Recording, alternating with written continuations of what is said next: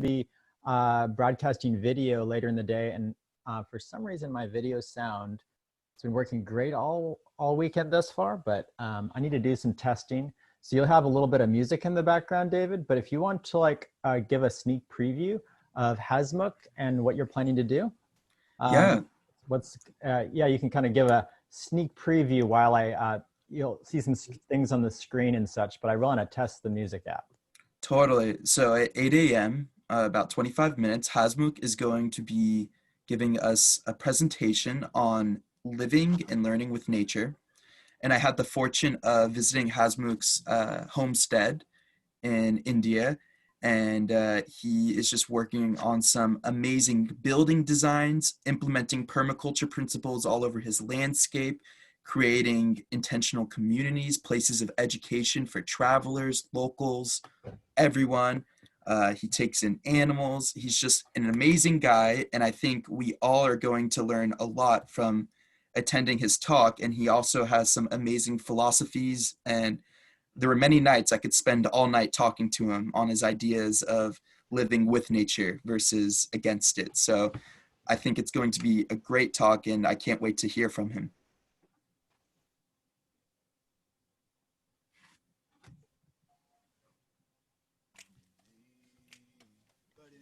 Okay, do you need anything else from me, or we can reconvene at it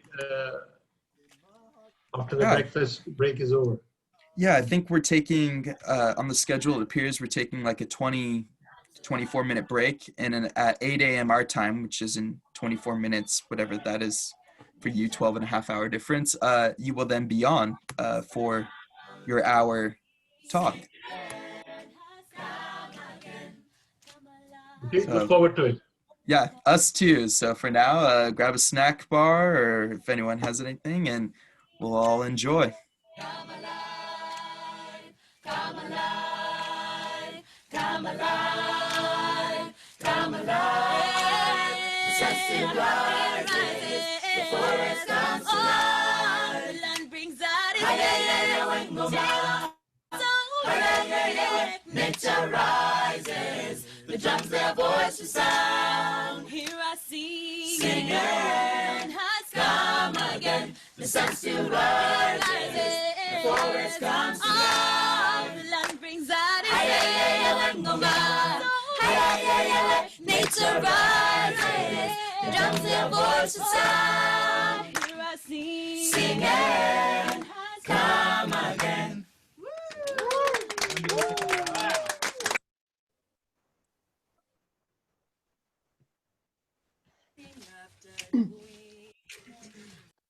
As we're here during sound check time, our morning pondering is what is inspiring us this weekend. So think about that. It doesn't necessarily have to be at the convergence, but what is inspiring you? You can share in a little bit.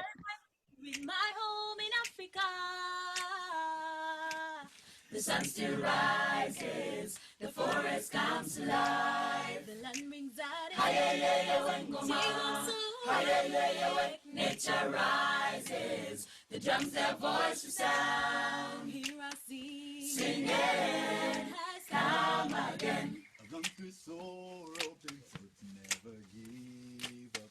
I've seen the silence surrounding me, but in my heart, in my soul, my faith is strong, my heart still grows. In my life and in my heart, I know the best is yet to come. The sun still rises, the forest comes alive. The land rings out nature rises, the drums their voices sound. Here I see singing come again, come alive. Oh, we call nations come together. Life will bring a brighter day. Come alive, come alive, come alive, come alive. The sun still rises, the forest comes alive. The land brings out its nature rises, the drums their voices sound. Here I see see. Singing has come again. The sun still rises. The forest comes on. The land brings out its nature rises. The drums their voice of sound. Here I sing. Singing has come again. Well, good morning, and Shaylee is going to, and I are going to lead us in our breakfast conversation. And go ahead, Shaylee. Sound is Yeah. working 100%, and for some reason it wasn't working this morning from my computer's casting, but we got it fixed. Yeah, that was a little beautiful moment of just quiet auditory bathing or Yeah. beautiful auditory bathing. What a way to So, wake them up. yeah. How is everybody this morning? Do you have tea? Is anyone feeling inspired about their morning beverage? I am. I just want to say, David, if you want to change it so we can see your guys' faces, that would be awesome. Thank you. And I'm drinking coffee so that I can wake up. Oh, can you bring me some? Because I really need some. You know what I'm doing, Cassie? Uh, Double fisting my coffee and my matcha. I have these pretty well produced collagen peptides. I hope they're well produced, but it's like it's protein and skin supporting issues, which is Yeah. good for a skin thing that I have. And I mix that with this fun matcha that has a lot of herbs in it and milk. nice. Yeah, It's I make nice like a poor because- man's I'll mocha. put on a kettle of hot water for tea. Yeah, I ended up staying up with my family until, I don't know, 12:30 last night. And when I first woke up at like 6 or something, I couldn't even open my eyes. You know, have you had your eyes like get fused together because you're so tired? That's what Yeah. happened to me. That But then happens I to did my get up. body. Then I did that exact same thing, Sheely. I stayed up processing food because it's harvest time, and I took time out of harvest and processing to do this weekend. And so then I Yeah. did my processing late at night, and this morning I was like, cannot open my eyes.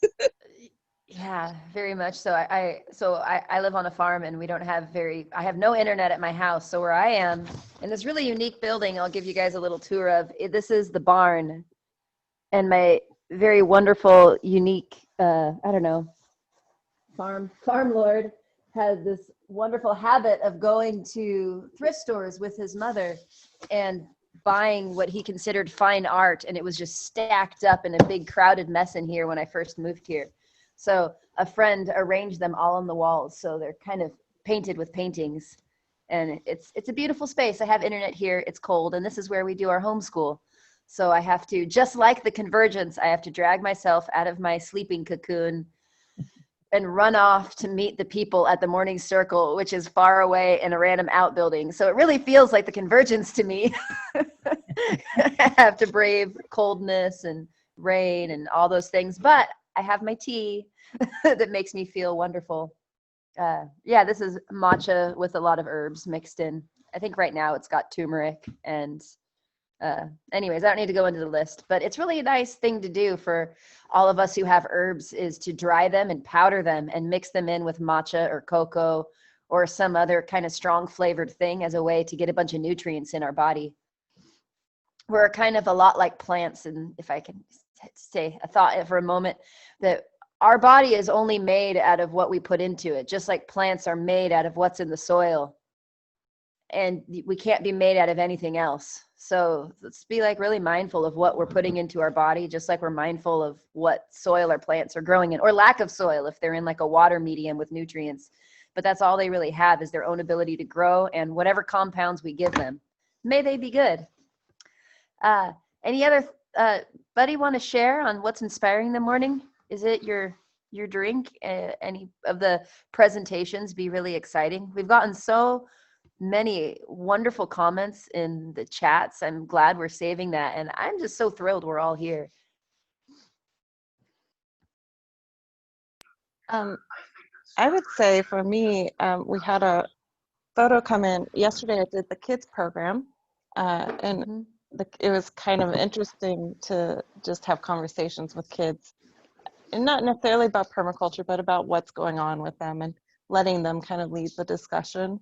And eventually we got 2 sets of kids on there, and they started playing Wildcraft together and being like, oh, we can do this online. You have the game, I have the game. And just like how they just like embraced the situation and went with the flow. And it felt very much like the Convergence in general, where the kids go off and they do their thing. They create activities for themselves, you know, wherever, in whatever situation they have, they kind of mold within, and, you know, they are flexible. And I thought that was really great and fun to interact with. Even though I was missing other things, I was like, this is great. Like, I love this. The kids are being great. And I don't know. So Yeah, I'm posting about I it now. so So it's, yeah. yeah, that's so wonderful. I think it's rad that we were able to, that you had the idea, especially to make a space for children to interface with each other. And that's so nice, because that's the funnest part for the kids, is that they get time to kind of goofball and play games with each other. And it's so wonderful that that was what ended up happening. I was thinking people would just download things and, you know, maybe have activities at a time, or we would facilitate it as we could. But, you know, the whole point of this is connection. It's not having somebody teach it you. It's having the ability to interact with each other. And that's so great. I am so happy, Cassie, that it's happening like it is. That was a great picture. There's kids sitting around their Wildcraft with a computer at one, like it's a board game, and one of the sides has a computer sitting there as they watch each other. Yeah, I just posted it on our Northwest Permaculture Facebook page. So, and I could post it in Slack too. And I in was Discord. seriously tempted to join the kids, but I didn't want to be like The weird the adult adult that joins the kids. interloper. Well, no, I didn't want to like be the interloper who was, you know, messing up their vibe of just being kids. If you would have had a partner adult, you maybe would have been less shy about it. Somebody else to go with you? No, I didn't. It wasn't about that. It was just about not wanting to. Sometimes an adult in kids space can be quelling to their vibe and creativity, you know? What happened when I first got in there is, at first it was just David Algren's kids. So I talked to them because I didn't think they'd want to just sit there by themselves. And then they left because of connection issues. And then Kelda's daughter came in.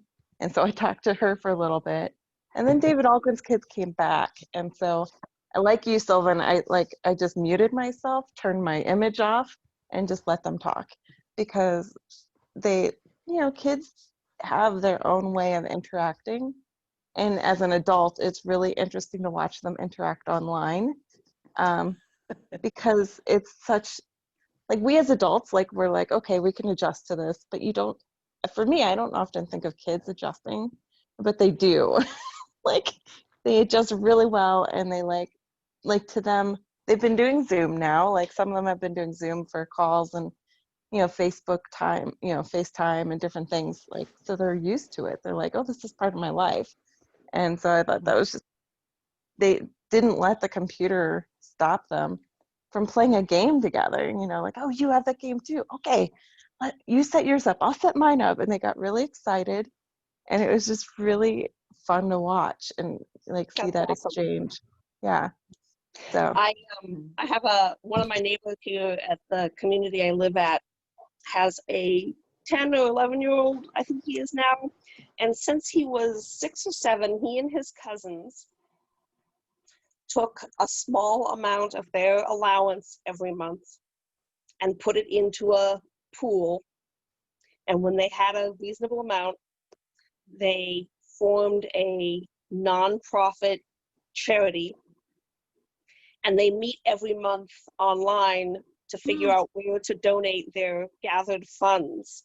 And they invested it in an investment so that it generates an interest. And so they're learning how to do that whole adult thing. And they've been doing this since they were little kids. And their meetings aren't directed by an adult. Like, when their child board of their nonprofit meets, they run the whole thing themselves, and it's been just really, really inspiring to watch them do that all on their own. Kids are amazing. Did anybody else find her? Sylvan, your voice sounded funny at the end. Yeah, Sylvan became a computer-ish voice. It got faint. We sort of still heard you. Not sure why.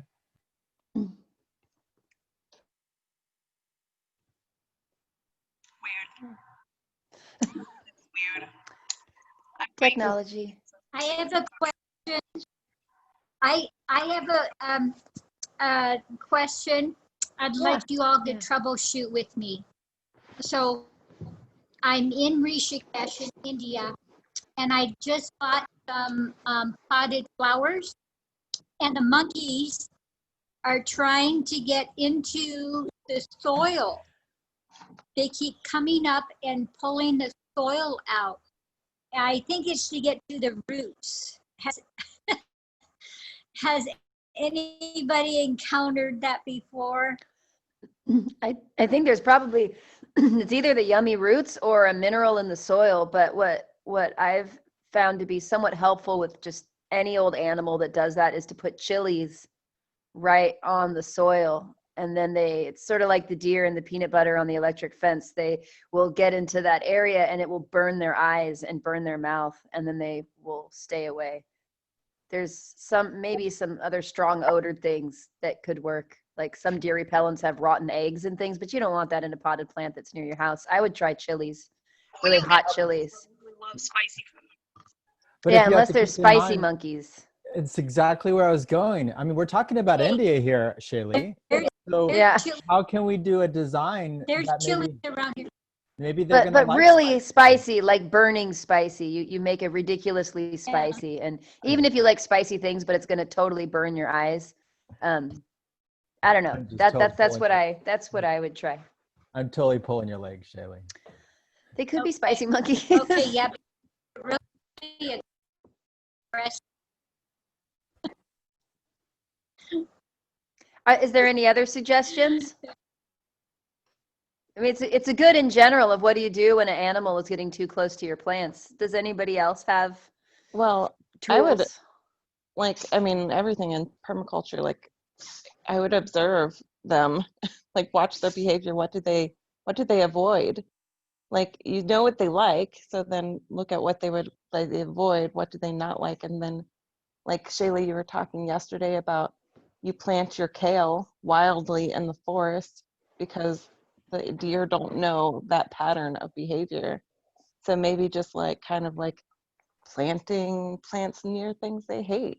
And so like having, the plants they hate like around and intermingled so that they like, it's a little bit more work for them and they may not want to do that. They may go, this isn't worth the time and effort because I keep running into this thing over here that I really hate. Yeah, a tool my grandmother used in her garden to Monkeys seem Oh. to have the monkeys seem to have a run of the place, and the fellows will take big bamboo poles and chase after them to shoo them off. But when they get fruit from carts or whatever, the people usually just laugh about it. But they're all over the place and pretty aggressive. I mean, they'll come up and they'll take stuff out of your hand. Yeah, That perhaps you in your have pot in you could put your really big rocks on. hand. Oh, So sorry. you can't really. Okay. I just put a few. That these are big monkeys. Maybe it would help to They're put really large big rocks. Yeah, if you have access to large rocks, then they would have to, if you can find any larger boulders or nice bricks, something like that, or flat stones that would be heavy enough for them to not be able to move. You could have a heavy rock mulch that could keep them from disturbing it. I've protected plants like that when I've had chickens and I've planted a young tree because the chickens will scratch all those roots away, and that can be helpful. And am I coming in clear? Am I being choppy too? Or is it on my end? You're clear, Shaylee. Yeah, you're fine, Shaylee. Okay. One other thing for animal disturbances, so large rocks, using chilies. My grandma would use whirligigs and pinwheels. I don't think this would stop with your monkeys, but it was pretty helpful in her garden to keep deer away. It was just to have, it was kind of like ridiculous, arty, playful, you know, but there, yeah, she put a lot of pinwheels and interesting kinetic sculptures around. And I think that made the deer feel uncomfortable, and they stayed out of her yard too. So that's another kind of different whimsical strategy that can be helpful. I don't feel like that would be helpful with your monkeys though. Yeah, is That- there anyone else? Yeah, Brent. Smells. Yeah, I found that plants with strong smells seem to kill. Like I accidentally planted fennel around fruit trees, and the deer leave the fruit trees alone. And same with strong other herbs like rosemary and lavender and things. So that might work. I don't know about monkeys, though. I don't have a lot of experience with.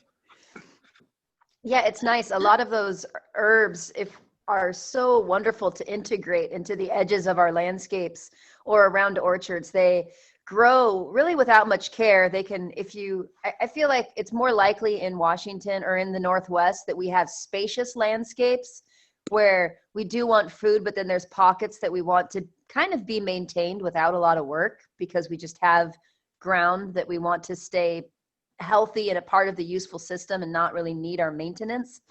And herbs are so wonderful. You can, like what Julie did at Sahale of putting cardboard underneath them if they get weedy. And then you have these plants that can make all these volatile oils that attract the good animals and can kind of keep some of the bad animals at bay. And then you can make spice blends and give them to your friends and all that stuff. But the nice thing about it is that, you know, making our garden peaceful.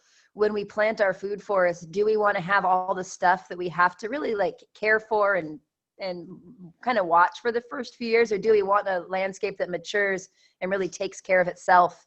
And herbs are reliable about really not needing any care at all and just being a benefit. So that's nice. Thanks for that. If all of us here in North America are more used to dealing with cats and deer and chickens and rabbits, which are very different than monkeys, what about asking other farmers and people who have flower pots around their house in your local area how they deal with the monkeys? The host of the place I'm in said he's gonna buy some big pot, so that may help. He's gonna buy what? Getting some bigger pots. Bigger pots, more soil, so that they'll be deeper in the soil. So are they smaller pots was that his they're idea. getting knocked But over they too? have some chili. No, Okay. no, I've seen them on a couple of occasions, and ran after them, and they just stand there. I mean, they don't initially take off. They're aggressive. Do they So heckle you? It's Monkey heckling? yeah, they'll hiss. It's scary because you don't know if they're gonna jump or not. Mm-hmm. Yeah, we have 2 more minutes until it's time for Hazmut and David Stein to steer our next session. Are there any other somewhat brief 2-minute comments or thoughts about what we're inspired by? We're inspired by problem solving and helping each other. Anna. I want to hear Mike. I want to hear everybody we haven't heard. I wonder about the monkeys. Do they have the ability to learn and to work together as groups to get at your crops? Do they change their strategy, or is it always the same? I don't know. I don't know. I'm unfortunately not in a permaculture setting. I'm up where there's it's a little niche above Rishikesh where there's a lot of yoga training centers, and everything was shut down for many months. And I don't know that the state doesn't have any organic organization. And so I don't know of any farmers. I don't even know. All right. And, Well- and as I know, And- there's no organic in the area, period. Yeah, of and produce. and thank you for the There's an discussion, organic store, inspiration. but they don't have- Mhm. Yeah. Thank you for the inspiring discussion and problem solving we were able to come around together about monkeys. And now it's time to pass the mic to David Stein as he hosts for the next session where we learn about